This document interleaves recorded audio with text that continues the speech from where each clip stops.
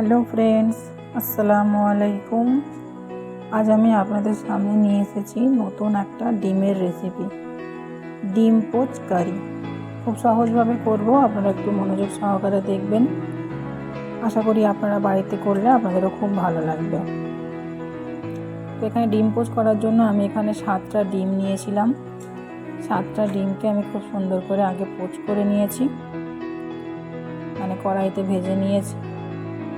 তো ডিম পোচ করার জন্য সর্বপ্রথম আমি যেটা করেছিলাম, মিক্সিং জারে একটু কাঁচা পেঁয়াজ, আদা রসুন, দুটো শুকনো লঙ্কা আর এটা 5 ফোড়নটা একটু ভিজিয়ে রেখেছিলাম, যেটা মিক্সিং জারে দিয়ে দেবো একসঙ্গে পেস্ট করে নেওয়ার জন্য।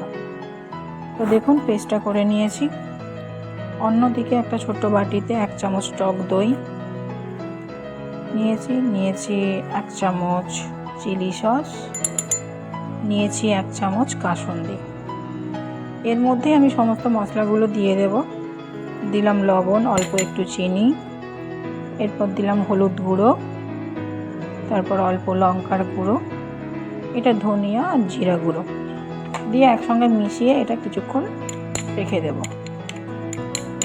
দেখুন সুন্দর করে মিশিয়ে নিতে হবে, নিয়ে রেখে দেবো। এবার কড়াইয়ের মধ্যে ডিমগুলো আমি পোচ করে নিচ্ছি একটা একটা করে। দেখুন ডিম পোচ করার জন্য কড়াইটা একটু গর্ত হলে খুব ভালো হয়, কারণ সাইজটা খুব সুন্দর হবে। আর ফ্ল্যাট হলে কি হবে, সাইজটা সেভাবে আসবে না, একটু রাউন্ড শেপ হবে। আমি এক এক করে 7টা ডিম সব পোচ করে নিয়েছি, দেখতে পাচ্ছেন আমি পোচ করে নিয়েছি এক এক করে।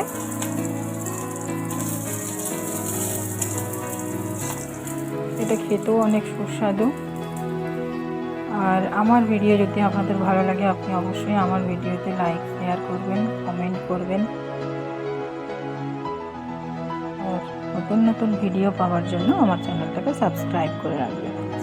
তো দেখুন ওই কড়াইয়ের মধ্যেই আমি অল্প একটু সরষের তেল আর দিয়েছি একটু গরম মশলার ফোড়ন, 2টো এলাচ, দারচিনি আর 2টো লং।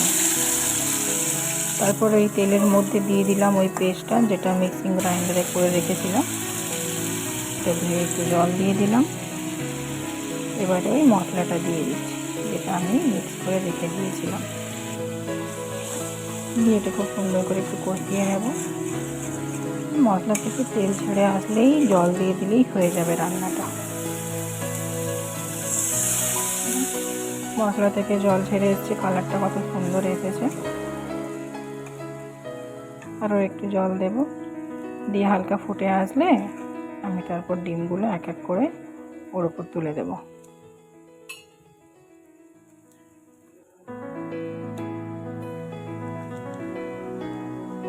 আর শেষে যখন হয়ে আসবে, উপর থেকে আমি একটু ধনিয়া পাতা ছড়িয়ে দিয়েছিলাম। আমার রান্নাটা পুরো কমপ্লিট।